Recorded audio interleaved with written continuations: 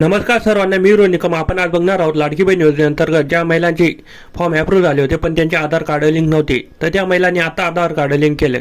तर मग त्या महिला म्हणताय की आमचे पैसे आले नाही, तर आम्ही आता काय करायचं. तर त्या महिलांना एकच सांगतो, तुमचे आधार कार्ड आता लिंक केले तर तुम्ही सर्वप्रथम बँकेत जाऊन तुम्ही पासबुक भरून आणा. पासबुक भरल्यानंतरही तुमचे खात्यावरती पैसे जमा झाले नसतील तर तुम्ही 31 ऑगस्ट 2024 या तारखेपर्यंत वाट बघा. 31 ऑगस्टपर्यंत सर्व महिलांच्या खात्यात पैसे पडून जाणार आहेत. तर ज्या महिलांच्या खात्यामध्ये पैसे पडले नसतील तर त्यांना 31 ऑगस्ट ही तारीख देण्यात आली आहे. या तारखेपर्यंत तुमच्या सगळ्यांच्या खात्यात पैसे जमा होतील.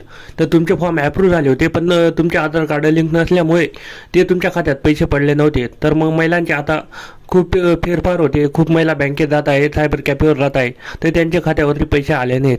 तर तुम्ही आता 31 ऑगस्टपर्यंत वाट बघा. 31 ऑगस्टपर्यंत तुमच्या खात्यात 100% पैसे येऊन लागतील. आणि ज्या महिलांनी आता फॉर्म भरलेले आहेत आणि त्यांचे फॉर्म पेंडिंगमध्ये असतील तर त्या महिलांनी थोड्या दिवस थांबा. तुमचे फॉर्म अजून पेंडिंग असतील. ज्या महिलांनी या महिन्यात फॉर्म भरले त्यांचे फॉर्म पेंडिंग असतील तर त्यांनी थांबून जायचे.